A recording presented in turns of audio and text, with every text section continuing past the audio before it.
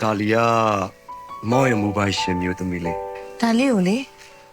အဲ့လောက်ထိချစ်ပေးလို့ကျေးဇူးတင်ပါတယ်နော်မောင် ဒါလီမောင်ကလူမဟုတ်ဘူးစုံမဖြစ်နေလို့အမေကတားနေရတာ ကျမတူမနဲ့သဘောမတူလို့ဆိုလို့ချင်တာလား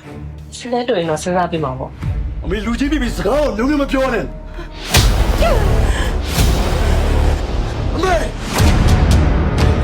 မောင်တို့မိသားစုကလေဒါလေးကိုအထင်သေးတယ်နှိမ့်ချပြီးဆက်ဆံနေအဲ့ဒါကြောင့်လေဒါလေးကိုလမ်းခွဲတာပဲကောင်းတယ် သူတို့တွေသဘောမတူနဲ့မောင်ဒါလီကိုရောက်ရှူမှာ ငါတို့ကလည်းမရရအောင်တားမယ်ဆိုတာနင်သဘောပေါက်ထားတယ် တားလေတားပါဒါပေမဲ့မမောင်လေးကဒါလေးလက်ထဲမှာဆိုတာမမသိရမလား အမေဒီကောင်စေးမိနေတာတေးကြတယ် နင်တို့တစ်ဖက်သားကိုဖိလိုက်တာတအားများနေနင်တို့ငါမိသားစုဝင်လို့ပြောမှာငါရှက်တယ် မိဘ你打路把我那边喏，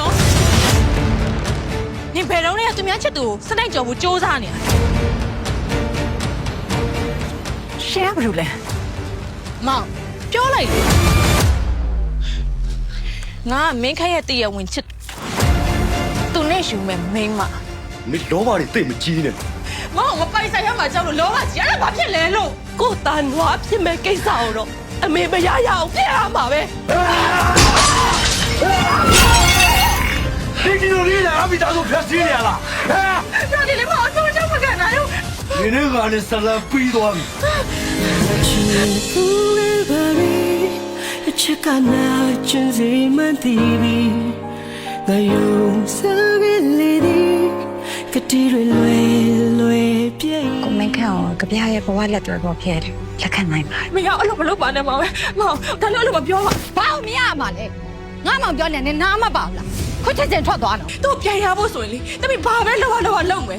我爷妈把那不话没看呀，都没看没，你不话都没读那爸爸路线，现在爸比着的也老好。 တော့စိတ်